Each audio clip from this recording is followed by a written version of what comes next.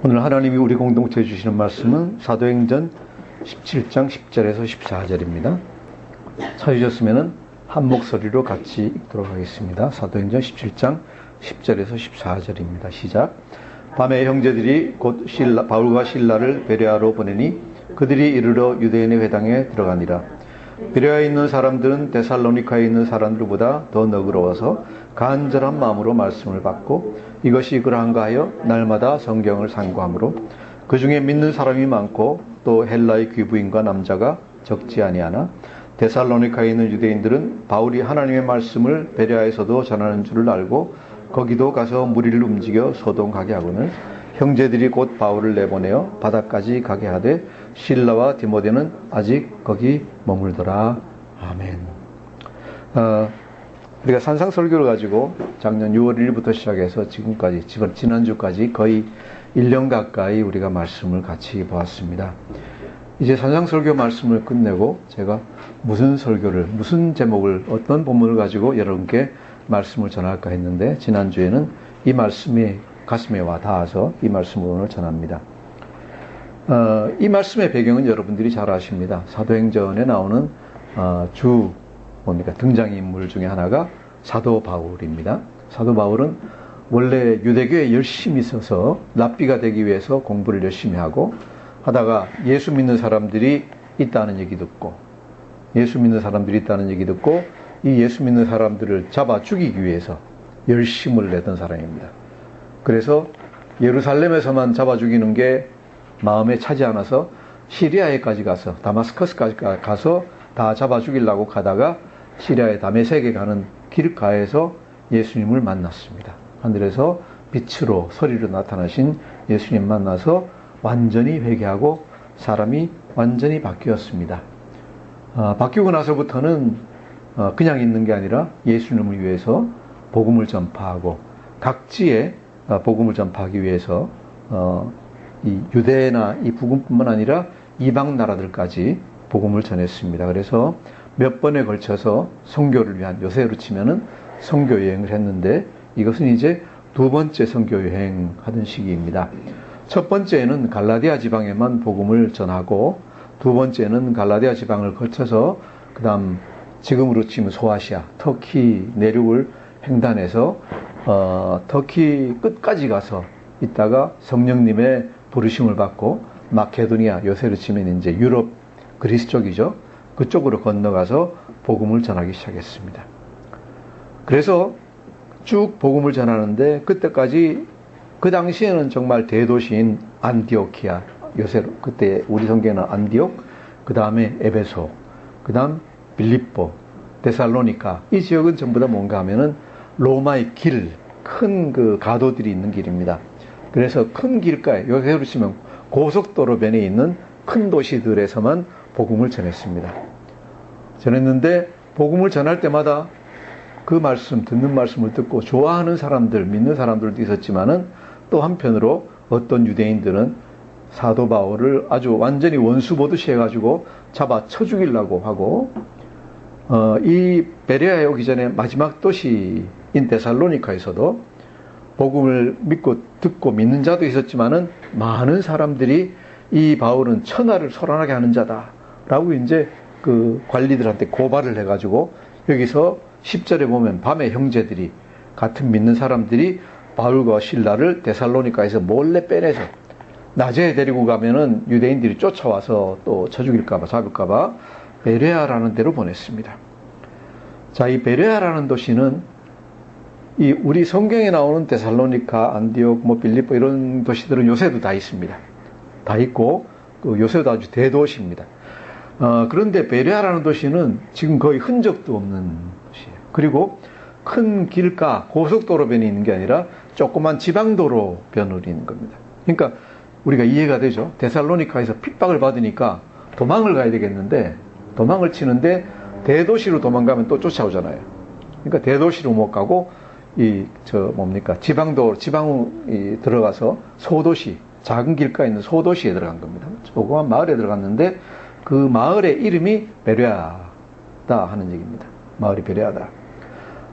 그래서 이 베레아에 가서 이 바울이 또 가만히 있지 않고 그렇게 핍박받고 쫓겨났음에도 불구하고 가서 또 말씀을 전합니다. 전하는데 어떤 말씀을 전하는가? 사도 바울이 전하는 말씀은 똑같습니다. 우리 10절에 보시면은 밤에 형제들이 곧 바울과 실라를 베레아로 보내니, 그러고 나서 우리 같으면 가서 좀 쉴 것 같은데 그러지 않고 뭐라 그랬어요? 그들이 이르러 어디에 들어가요? 유대인의 회당에 들어가니라 그랬어요. 유대인 회당에 들어갔습니다. 회당에 들어가서 말씀을 11절 보면은 베레아에 있는 사람들이 데살로니가 있는 사람보다 더 너그러워서 말씀을 받고 그러는데, 여기서 생략된 말이 뭐가 있는가 하면은 어떤 말씀을 전했다 하는 말이 생략되어 있습니다. 왜 그런가? 사도 바울이 할 일은 말씀 전하는 것밖에 없어요. 그러니까 똑같은 말씀을 갖다 계속 전하고 있는 겁니다. 어떤 말씀을 전했을까요? 이 말씀은 우리가 17장 2절 3절 데살로니가에서 전한 말씀하고 똑같은 말씀이다. 17장 2절 3절 한번 같이 읽어보겠습니다. 17장 2절 3절 시작. 바울이 자기의 관례대로 그들에게로 들어가서 새 안식일에 성경을 가지고 강론하며 뜻을 풀어 그리스도가 해를 받고 죽은 자 가운데서 다시 살아나야 할 것을 증언하고 이르되, 내가 너희에게 전하는 이 예수가 곧 그리스도라 하니. 아멘. 사도 바울은 전하는 복음이 다른 게 없어요. 구약 성경을 가지고 예수님 곧 그리스도가 오실 것이다 라는 것을 설명하고, 그리스도가 오시면은 일단 죽음을 당하고 그 다음 3일 동안 죽어 계시다가 다시 살아나실 것이다 라고 성경에 쓰인 곳을 찾아서 설명을 쭉 합니다. 해놓고 그 다음에 하는 얘기가 뭡니까? 예수께서 이렇게 똑같이 죽었다. 그리고 다시 뭐 하셨다? 살아나셨다. 무슨 얘기입니까? 부활입니다. 부활하셨다는 것을 얘기하고, 그렇기 때문에 죽었다가 살아났다가 다시 하늘로 올라가신 예수님을 전하고 나니까 뭡니까? 예수님이 하나님의 아들이다. 그리고 구약 성경이 얘기하던 그 하나님 아들 메시아가 바로 예수 그리스도라는 것을 전하는 것입니다. 이것이 사도 바울이 항상 하는 설교입니다. 즉 사도 바울의 설교 중에는 다른 무슨 재미있는 예화든지 뭐 이런 거 하나도 없어요. 하나도 없고 유일하게 전하는 게 뭔가 하면 십자가의 그리스도, 부활하신 그리스도, 하늘로 올려가신 그리스도, 그리고 이분이 구약 성경에서 예언되어 있는 메시아다라는 것. 그리고 그렇기 때문에 너희는 이분을 믿어야 된다. 왜? 심판이 가까웠다. 심판이 가까웠다. 그러니 너희는 이분을 믿고 구원을 받으라 라는 설교를 갖다 합니다. 이것이 사도 바울이 항상 하는 설교입니다. 즉 다시 한번 예수 그리스도의 부활에 대해서, 그리고 그분이 하나님의 아들이시다. 그리고 심판이 가까우니 뭘 하라? 회개하고 믿으라. 회개하고 믿으라. 자, 이런 말씀을 다니면서 똑같은 데서 다른 여러 도시에서 계속 전하는데 이 말씀을 받는 자세가 각지마다 다릅니다. 아까 얘기한 대로 뭐 좋아하는 사람도 있고 나쁜 사람도 있고 해가지고 여러 가지 그런 혼합된 형태가 나오는데, 이 베레아의 사람들, 시골 조그만 마을에 있는 사람들이 그 말씀을 들은 태도나 아니면은 그 자세가 얼마나 좋았는지 여기서 성경에서 잘 나오지 않는, 볼 수 없는 아주 기막힌 찬사가 나옵니다. 기막힌 찬사가 나옵니다. 우리 11절 처음에 있는 말씀 다시 한번 읽어보겠습니다. 11절 시작. 베레아에 있는 사람들은 데살로니카에 있는 사람들보다 더 너그러워서. 우리 옛날 그 성경에 보면 더 너그러워서라가 아니라 뭐라 되어 있죠? 더 신사적이어서라고 되어 있습니다. 베레아 사람들은 데살로니카 사람들보다 더 신사적이다. 그리고 왜 신사적이냐? 뒤에 같이 읽겠습니다. 시작. 간절한 마음으로 말씀을 받고 이것이 그러한가 하여 날마다 성경을 상고하므로. 이것보다도 말씀을 더 잘 받아들이는 데가 거의 없는 것 같습니다. 참 아름다운 구절입니다. 2000년 교회 역사상 이렇게 정말로 귀한 칭찬받은 교회가 얼마나 있을까 싶어요. 제 생각에. 자, 그러면은 왜 이 말씀이 그렇게 귀중한가를 갖다가 우리가 같이 보면서 우리도 베레아 사람들이 말씀을 들은 것 같이 같은 자세로 말씀을 듣기를 원합니다.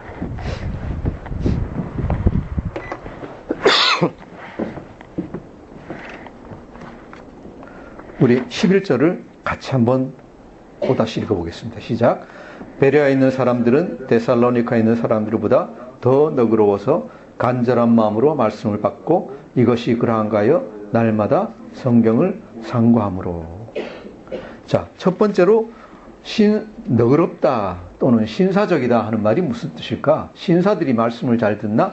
물론 신사들이 점잖게 잘 듣겠지만은 꼭 그게 바른 해석은 아닌 것 같아요. 이 성경을 이 영어로 보면은 물론 noble 하면 noble이라는 뜻이 noble이라는 건 고상하다 하는 뜻이고 generous 그러면은 이제 이 뭡니까 더 너그럽다 하는 얘기가 될 수 있겠죠. 또 다른 성경 해석을 보면 뭐라고 되어 있는가 하면은 open minded 마음을 열고 있다는 얘기. 말씀을 들을 때 마음을 열고 듣는다는 게 무슨 얘기일까요? 마음을 열고 받아들이겠다. 그 말씀이 무슨 말씀이든지 하나님 말씀이라면 내가 받아들이겠다 하는 얘기입니다. 우리는 보통 말씀을 들을 때 받아들일 자세를 가지고 듣는 분들도 있지만은 어떤 분들은 비판하는 자세로 받아들입니다. 비판하는 자세로 듣습니다. 말씀을 들으면서 내 생각을 가지고 말씀을 갖다가 이렇게 재단을 갖다.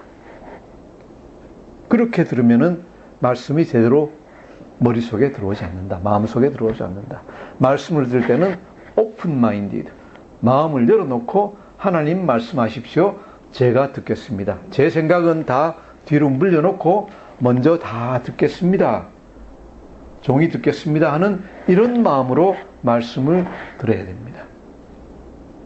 그러면 어떻게 듣는 것이 이렇게 오픈 마인디드 또 오픈 마인드로 들을 때는 어떤 식으로 듣는 것인가를 갖다가 우리가 세 가지 요소로 한번 같이 보겠습니다.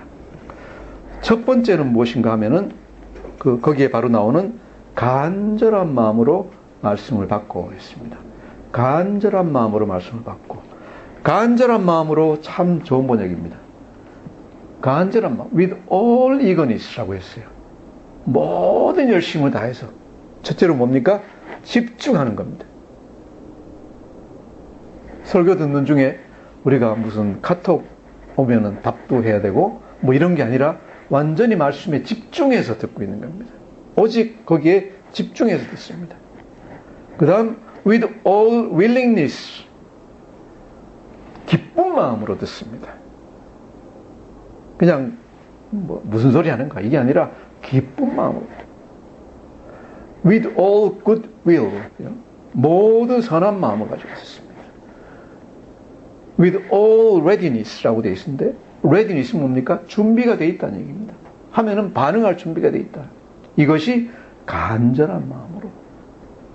이 말씀은 이제 제가 설교할 때 가끔 쓰는 타는 목마름으로 그렇습니다. 목이 몇 날 며칠 물을 못 마셔서 완전히 갈증이 나서 죽을 지경에 이르렀으니까 물이 있으면 어떻게 합니까? 얼마든지 마실 각오가 되어 있습니다. 그냥 가서 허겁지겁 달려가서 물을 마십니다. 이것이 간절한 마음으로 간절한 마음으로 말씀을 다 받아들입니다.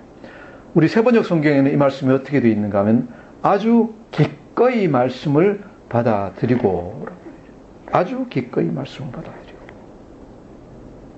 말씀을 정말 타는 목마름으로 간절한 마음으로 열망을 가지고 받아들이기 시작해야 된다. 내가 이 세상에 어떻게 살아야 될지 무엇을 믿어야 할지 이것을 알아야 되기 때문에 엄청난 열심을 가지고 들어야 된다. 그리고 그 말씀을 갖다가 듣고 나서 내가 그대로 행할 준비가 있어야 돼요. 자, 우리가 그럼 어떻게 하면 그렇게 될 수 있을까요? 어떻게 하면은 타는 목마름을 가지고 정말 간절한 마음으로 말씀을 들을 수 있을까요? 제가 어디로 돌아가겠습니까? 돌아가는 데는 팔복으로 돌아갑니다. 팔복으로 돌아갑니다. 우리 계속 펼치셨으니까 마태복음 5장 3절에서 6절 다시 한번 같이 보시겠습니다. 마태복음 5장 3절에 어떻게 하면은 간절한 마음이 될 수 있을까? 어떻게 하면 간절한 마음이 될 수 있을까? 3절에서 6절 같이 읽어보겠습니다. 시작. 심령이 가난한 자는 복이 있나니 천국이 그들의 것이며, 애통하는 자는 복이 있나니 그들이 위로를 받을 것이며, 온유한 자는 복이 있나니 그들이 땅을 기업으로 받을 것이며, 의에 줄이고 목마른 자는 복이 있나니 그들이 배부를 것임이라. 타는 목마름은 어디서 나옵니까? 첫째로 심령이 가난한 데서 옵니다. 내가 가진 것은 주님 걸레와 같은 것들밖에 없습니다. 내가 가진 모든 이, 내가 행했던 모든 선, 내가 지금까지 알고 있는 모든 지식은 다 쓰레기 걸레하고 똑같습니다. 주님, 이것들 제가 다 내어버리고 오직 주님 말씀 듣겠사오니 주님 말씀하여 주십시오. 저 혼자서는 할 수 있는 게 아무것도 없습니다. 주님이 얘기해 주십시오. 제발 말씀 좀 해 주십시오. 하는 정말 심령이 가난한 상태, 나는 아무것도 아니라는 그 상태부터 시작해서 어디까지 갑니까? 의에 줄이고 목마른 데로 갑니다. 하나님 말씀해 주십시오. 제가 듣습니다. 말씀해 주십시오. 목마른 사슴이 시냇물을 찾아 헤매는 것 같이, 입술이 다 트고 목이 갈라지고 하는 그런 사슴이 시냇물을 찾는 것 같이 타는 목마름을 가진 사람들은 말씀을 찾습니다. 하나님의 메시지를 갈구합니다. 하나님 말씀해 주십시오. 내 인생을 해결해 주십시오. 라는 그런 간절한 마음으로 말씀을 받아야 된다. 그래서 간절한 마음으로 말씀을 받는 것은 첫째로 자기 자신의 의의를 부정해야 됩니다. 내가 무엇이다? 내가 잘난 사람이다? 이런 생각을 다 버리셔야 됩니다. 세상의 것들 가지고, 세상의 지식을 가지고 하나님 말씀을 판단하려고 노력하지 마십시오. 우리가 해야 되는 것은 저번 주에도 얘기했지만은 하나님 말씀 가지고 세상을 판단하는 것이지, 세상의 지식이나 세상의 어떤 생각을 가지고 하나님 말씀 판단하시면 완전히 거꾸로 된 겁니다. 그리스도인이 해야 되는 것은 하나님 말씀 가지고 세상을 판단합니다. 그래서 세상에서 잘 살아가려면 어떻게 해야 됩니까? 말씀을 잘 알아야 됩니다. 그래야지 세상을 잘 판단할 수 있습니다. 이것이 그리스도인이 말씀을 갈급해하고 간절히 바라는 이유가 되겠습니다. 두 번째입니다. 간절한 마음으로 말씀을 받는다고 하는 것이 강단에 서서 설교하는 바울이나 아니면 저나 다른 목사들 얘기하는 것을 그대로 다 받아들인다는 것인가? 어떻게 생각하십니까? 그렇습니까? 그렇습니까? 아닙니다. 그렇죠? 바울이 얘기한다고 해서 진리가 아닙니다. 왜? 바울은 하나님 말씀 가지고 얘기를 하긴 하지만, 풀긴 하지만은 그래도 인간이기 때문에 자기 사심이 들어갈 수가 있습니다. 여기 서 있는 목사가 열심히 풀고 다 하지만은 잘못할 수도 있습니다. 그래서 말씀을 바로 듣는 사람, 정말로 갈급해하는 사람은 아무리 갈급하더라도, 그죠?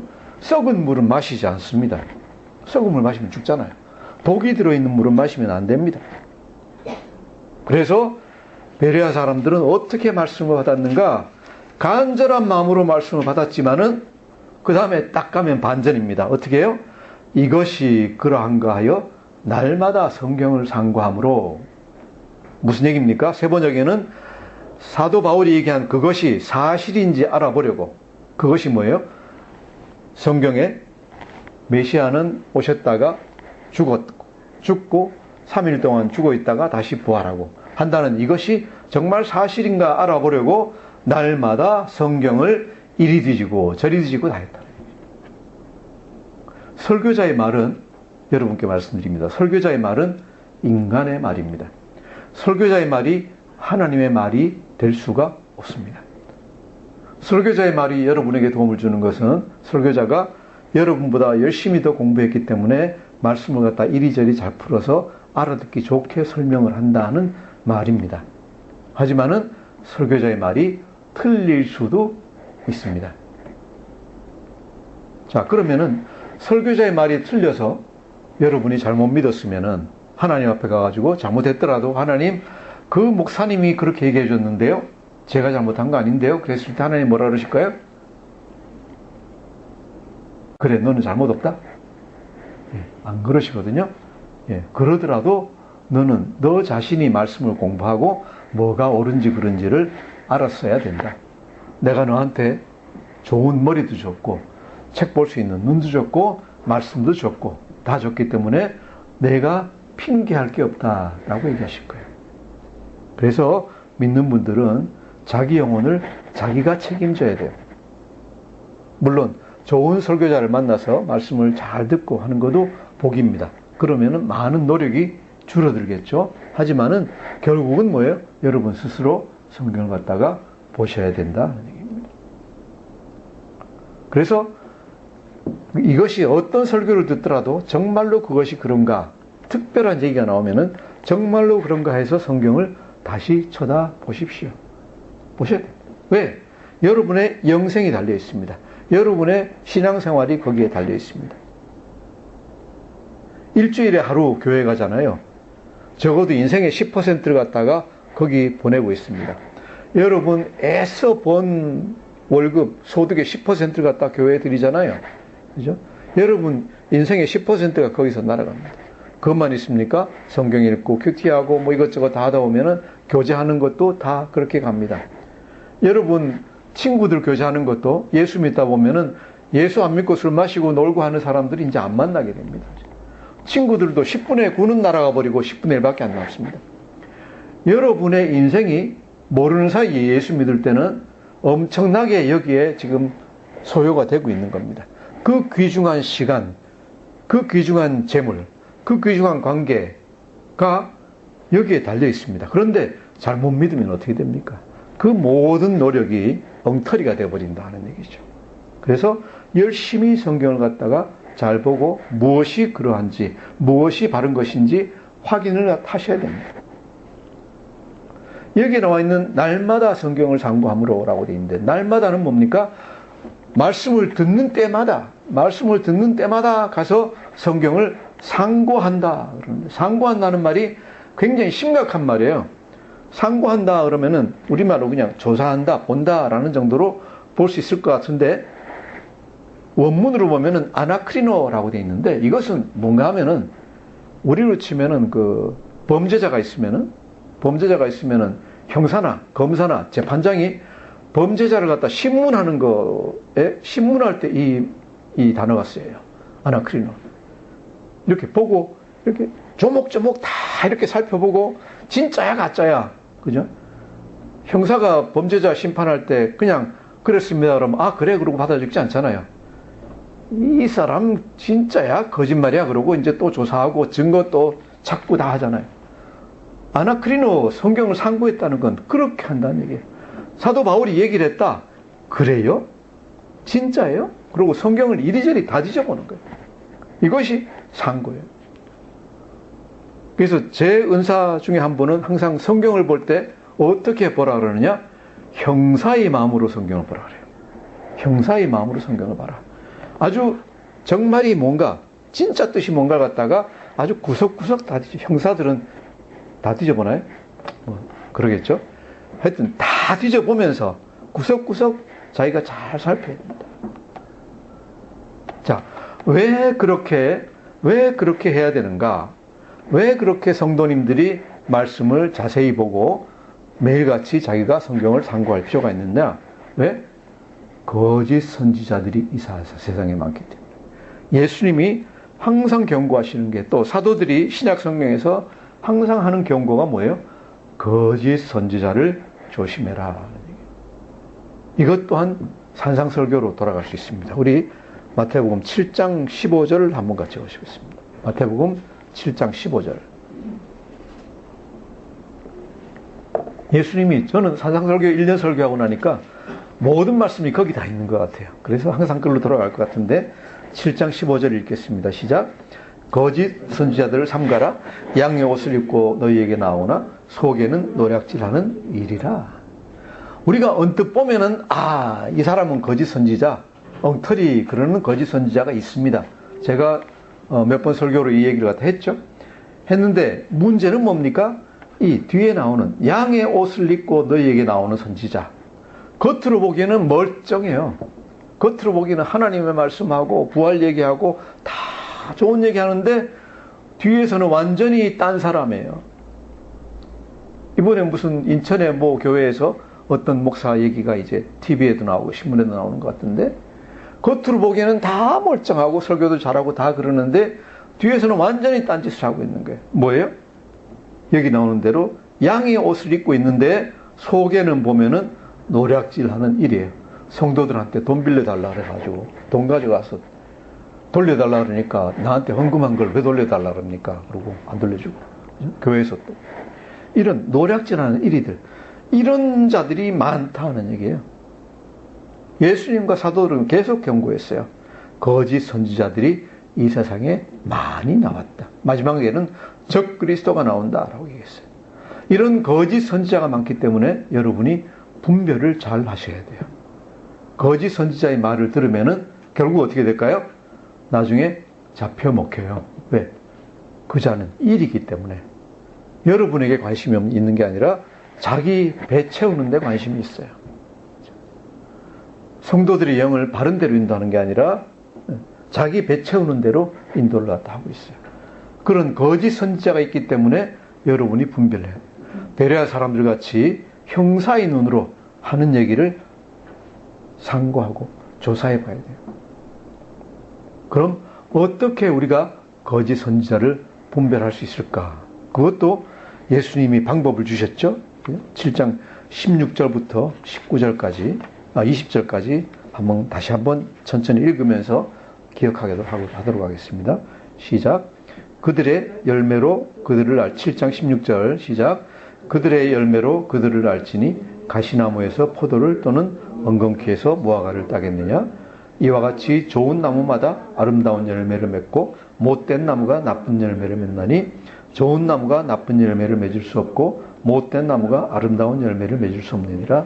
아름다운 열매를 맺지 않은 나무마다 지켜 불에 던지우니라. 이러므로 그들의 열매로 그들을 알리라. 제가 설명드렸죠? 험한 말을 하는 사람, 성령님이 안에 계시는 사람이 어떻게 이렇게 육두문자 써가면서 욕을 하고, 어떤 사람들은 이년저년 이놈저놈 그러는 설교자 아니면 그런 사역자 보세요. 뭐예요? 볼 데 없는 거짓 선지자예요. 그 사람이 어떤 병을 낳거든 어떤 예언을 하든 신경 쓰지 마세요. 예수님은 얘기하십니다. 누구라고요? 사탄의 힘으로 그런 일을 행하는 자들이에요. 그래서 절대로 조심하세요. 또 자기가 예수님이다, 자기가 성령이다, 말도 안 되는 얘기들이에요. 그 딴 거 볼 거 하나도 없이 거짓 선지자예요. 또 설교를 할 때 딴 거는 다 좋고 젠틀하고 다 좋고 말도 부드럽고 다 한데 죄에 대해서 설교하지 않고 십자가에 대해서 설교하지 않고 심판에 대해서 설교하지 않는, 그것은 양의 탈을 쓴 일일 가능성이 많아요. 그래서 조심해야 돼요. 왜? 성령님이 와서 하시는 것도 성령님보다 더 좋은 설교자가 우리한테 없을 거예요. 그런데 성령님이 하시는 게 뭐예요? 죄에 대해서, 의에 대해서, 심판에 대해서 우리한테 얘기를 하시는 거예요. 모든 설교자들은 이것을 따라야 될 줄로 믿습니다. 그래서 거짓 선지자들이 많기 때문에 베레아 사람들 같이 우리 무슨 얘기를 들으면 이것이 그러한가 하여 날마다 성경을 형사의 눈으로 상고해야 된다. 이것이 우리가 두 번째로 성경을 들어야 된다. 첫 번째, 간절한 마음으로 타는 목마름으로 말씀을 듣고, 두 번째, 그렇게 듣더라도 이것이 독주인가 아니면 정말로 나한테 주는 보약인가를 알기 위해서 그것이 그러한가 하여 성경을 상고해 봐야 된다. 자, 그리고 세 번째로 해야 되는 것이 무엇인가? 세 번째로 해야 되는 것은 우리가 12절에 나와 있습니다. 12절 같이 읽어보겠습니다. 시작. 사도행전 17장 12절입니다. 시작. 그 중에 믿는 사람이 많고 또 헬라의 귀부인과 남자가 적지 아니하나 그랬습니다. 그 중에 믿는 사람이 많고 many of them believed라고 되어 있어요. 많은 사람들이 믿었다. 또 세 번역에는 따라서 그들 가운데서 믿게 된 사람이 많이 생겼다. 간절한 마음으로 말씀을 받고 그 다음 그것이 그러한가 해서 성경을 상고하고 난 다음에 확인이 되면은 그때는 어떻게 해야 됩니까? 아, 좋은 거 알았다. 오늘 한 수 배웠다. 그리고 그냥 지나가면 됩니까? 베레아 사람들은 어떻게 했습니까? 그 중에 믿는 사람이 많이 생겼다. 여기서 믿는다는 것은요, 우리 보통 얘기하는 예수 믿는다, 이런, 우리는 믿는다는 말이 굉장히 희석이 돼 있어요. 여기서 믿는다는 말은 받아들이고 그대로 따르고 행한다 하는 얘기예요. 예수님이 그리스도시다 라고 하면은 그대로 이 사람들은 하나님의 아들로 받아들이고 하나님의 아들에 시키시는 거니까 그대로 행하고, 로마 제국에서 군인들이 아니면은 총독들이 와서 너 예수 믿으면 화형시킬 거야 하더라도 나 태우세요. 왜? 하나님 아들 믿는 게 중요하지 내가 지금 여기서 조금 더 사는 게 중요합니까? 나 그냥 불에 탈래요. 이 당시 사람들은 예수 믿는다는 게 그런 거예요. 믿으면은 예수 안 믿는다 그러면 살려주고, 예수 믿는다, 예수님이 하나님의 아들이라 그러면 너 화형시킬 거야? 나 화형 당할게요. 이게 이 사람들의 믿음이에요. 그러니까 일상 보통 생활에서 어떻게 살래? 이거는 말할 필요도 없는 거예요. 이 사람들의 믿음은 뭔가 하면 자기 생명을 걸고 믿는 거예요. 믿는 사람이 많고 하는 것은 자기 생명을 예수님께 의탁하는 사람이 많이 생겼다 하는 얘기입니다. 이것이 말씀을 받았을 때 간절히 받고 간절한 마음으로 말씀을 받고 그것이 그렇다고 확인하고 나면은 우리들이 해야 될 일이다. 이렇기 때문에 베레아 사람들을 갖다가 사도 바울이 이렇게 칭찬을 합니다. 이 누가복음을 쓴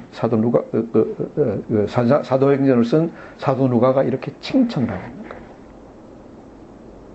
믿고 받아들인다는 것, 그리고 받아들이고 나서 믿고 그대로 행한다는 것, 이것이 얼마나 힘든 일인지 모릅니다. 그죠? 지금까지 우리가 알고 있던 것, 우리가 맞다고 생각하던 것을 버리고 그 길을 버리고 완전히 길을 바꾸는 겁니다. 예수님이 이걸 뭐라 그러셨습니까? 넓은 길을 통해서 넓은 문으로 들어가지 말고 좁은 문으로 들어가는 거예요. 이 당시에 예수 믿는다는 것은 좁은 문으로 들어가는 거예요. 생명의 위협을 바로 받고 그 길로 가는 거예요. 생명의 위협을 받는 길로 가는 거예요. 우리는 요새 한국에서 예수 믿는 것은 약간의 불편함이에요. 술 안 마시고, 담배 안 피고, 나쁜 말 안 하고, 거짓말 안 하고, 뇌물 안 쓰고, 불편해요. 불편함인데, 우리나라에서는 생명까지 피를 흘리고 생명까지 잃는 일은 전혀 없어요. 하지만 이 당시에는 생명까지 바칠 수 있는 그런 좁은 길이에요. 하지만은 이 사람들은 그런 길로 담대하게 들어갔습니다. 담대하게 들어갔습니다. 뭘 쫓아서? 예수님 명령 쫓아서. 그 당시에는 이 말씀이 없었겠지만은 우리 산상설교로 다시 돌아가 보겠습니다. 7장 13절 14절 7장 13절 14절 예수님이 뭐라 그러셨어요? 예수님 우리한테 어떻게 하라고 하십니까? 13절 14절 시작 읽겠습니다. 시작. 좁은 문으로 들어가라. 멸망으로 인도하는 문은 크고 그 길이 넓어 그리로 들어가는 자가 많고 생명으로 인도하는 문은 좁고 길이 협착하여 찾는 자가 적음이라. 아멘. 넓은 길은 가기 편하고 좋습니다. 거기 머물러 있으면 편합니다. 편하지만은 결국은 그 길은 멸망으로 이끌어갑니다. 우리가 가야 될 길은 어디예요? 좁은 길이에요. 길이 협착하고 좁아서 우리가 많은 것을 버리고 예수님을 따라야 되지만은 그 길이 생명으로 인도하는 길이다 라고 예수님은 설명을 하고 계세요. 그리고 그 길을 쫓아 들어갈 때 우리가 해야 되는 가장 중요한 것 중에 하나는 뭡니까? 데살로니가 사람들 같이 믿는 것, 믿고 그대로 행하는 것입니다. 우리 24절부터 27절까지 우리 잘 아는 말씀 다시 읽어보겠습니다. 24절 시작. 그러므로 누구든지 나의 이 말을 듣고 행하는 자는 그 집을 반석 위에 지은 지혜로운 사람 같으리니 비가 내리고 창수가 나고 바람이 불어 그 집에 부딪히되 무너지지 아니하나니 이는 주추를 반석 위에 놓은 까닭이요 나의 이 말을 듣고 행하지 아니하는 자는 그 집을 모래 위에 지은 어리석은 사람 같으리니 비가 내리고 창수가 나고 바람이 불어 그 집에 부딪힘에 무너져 그 무너짐이 심하니라. 아멘. 뭐가 중요합니까? 예수님 말씀 듣고 그대로 행하는 것이 중요하다. 듣고 행하는 것이 중요하다. 이 베레아 사람들은 이 예수님 명령 그때 이렇게 산상설교를 듣지 못했겠지만 그때는 아직까지 신약 성경이 없어서 그대로 다 행했다. 첫째로 뭘 했습니까? 간절한 마음으로 들었습니다. 우리도 그렇게 돼야 됩니다. 심령이 가난한 자가 되어서 의에 줄이고 목마른 자가 되어서 간절한 마음으로 들어야 됩니다. 설교자의 말에 그대로 기대지 않았습니다. 성경을 그것이 그러한가요? 상고했습니다. 거짓 선지자를 조심하고 거짓 선지자들을 피했습니다. 그리고 그 말씀 따라서 담대하게 그 길로 나갔습니다. 우상 숭배하던 사람들, 또 예수님 전혀 모르던 사람들이 예수님을 따르고 예수님을 믿었습니다. 오늘날 한국교회에서 가장 시급한 것이 뭘까요? 제 생각에는 이렇게 간절하게 말씀을 받는 것, 그리고 거짓 선지자를 피하는 것, 또 말씀을 들었으면 그대로 행하는 것. 이 세 가지만 이루어지면은 한국교회가 위기라는 얘기가 안 나오고 한국교회가 또다시 엄청난 부흥을 갖다가 가져올 줄 믿습니다. 교회뿐만 아니라 당연히 여러분, 우리 사랑하는 성도님들 인생도, 한 분 한 분의 인생도 이렇게 말씀을 들으면은 완전히 변해서 정말로 그 삶에 예수님과 매일같이 동행하는 삶이 될 테고, 그 삶에 축복이 정말 매일같이 하나님 주시는 많은 천국 복을 받는 그런 성도님들 다 될 줄 믿습니다. 그렇게 되기를 우리 주 예수 그리스도의 귀하신 이름으로 축원합니다. 기도하겠습니다. 하나님 아버지, 참 감사합니다. 이렇게 귀한 말씀을 저희에게 주셨는데 저희가 말씀을 경홀히 대하고 말씀하신 대로 살지 않고 말씀하신 것을 제대로 알지 못하고 그 뜻을 찾지 않았으니 정말 죄송합니다. 하나님, 이제부터 우리 모든 성도님들, 사랑하는 성도님들이 하나님 말씀을 항상 간절한 마음으로 받고 스스로 이 말씀을 공부하고 또한 말씀대로 따라 살고 예수님 따라 살 수 있도록, 예수님과 날마다 동행할 수 있도록, 그리하여 하나님 주시는 큰 복을 삶에서 항상 누릴 수 있도록 은혜 더하여 주시옵소서. 감사드리며 예수님 이름으로 기도드립니다. 아멘.